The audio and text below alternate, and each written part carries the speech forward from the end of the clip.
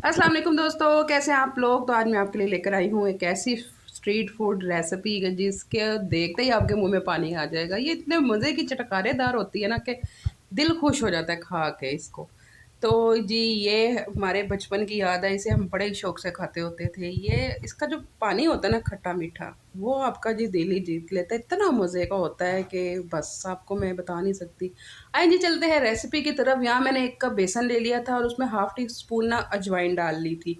Half tea spoon मैंने इसमें नमक डाला था, हाफ़ टी स्पून मैंने इसमें लाल मिर्च डाली थी, हाफ़ टी स्पून ही मैंने हल्दी और हाफ़ टी स्पून ही मैंने इसमें मीठा सोडा डाल दिया था। अच्छा जी, इसको मैंने थोड़ा-थोड़ा पानी करके अच्छे से मिक्स कर लिया था। आपने इसको हाथ से मिक्स करना है और इतना मतलब इसे 2 से 3 मिनट तक ना हमने मिक्स करते रहना है। इसको इतना मिक्स करना है कि इसका एक स्मूथ सा बैटर तैयार हो जाएगा। जब इसका स्मूथ बैटर तैयार हो जाए, इसको हम चेक करने के लिए एक प्याली में पानी लेंगे और उसमें थोड़ा-सा डालेंगे जी। जब आपका बैटर प्याली में नीचे बैठ जाएगा तो अभी आप और मिक्स करेंगे। इस तरह ऊपर आ जाएगा, जैसे मेरा बैटर ऊपर आ रहा है तो देखें जी ये रेडी है फुल्कियाँ बनने के लिए।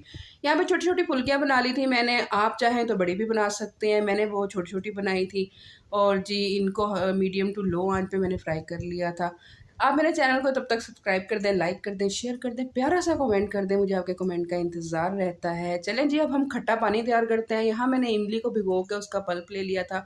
हाफ़ टी स्पून मैंने इसमें सादा नमक, हाफ़ टी स्पून काला नमक, 2 टीस्पून मैंने इसमें चीनी डाली थी, 1 टीस्पून मैंने इसमें डाला था chaat masala, half tea spoon मैंने इसमें डाली थी सब्ज़ मिर्च कूट के और हाफ़ टी स्पून मैंने ज़ीरा पाउडर डाला था। इसको मिक्स कर लिया और जी यहाँ पे मैंने 1 गिलास ठंडा पानी डाल दिया था। पानी आप 2 गिलास भी डाल सकते हैं, मैंने 1 डाला था, मुझे इतना ही इसका पानी चाहिए था।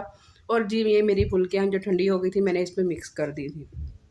ऊपर से हम डालेंगे इसमें प्याज़ और हरा धनिया, इसकी खूबसूरती को बढ़ाने के लिए, और इसके ऊपर प्लेट दे के ना दबा के इसको हम 20 मिनट के लिए ना फ्रिज में रख देंगे ताकि फुल्कियों में अच्छे से पानी ऑब्ज़र्व हो जाए और मज़ेदार हो जाए।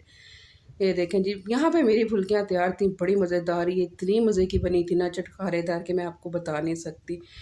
चलें जी, मैं इसको एन्जॉय करती हूँ, खाती हूँ और आप भी बनाइएगा, ज़रूर बताइएगा कैसी बनी। अपना ख़्याल रखिएगा, दुआ में याद रखिएगा। अल्लाह हाफ़िज़।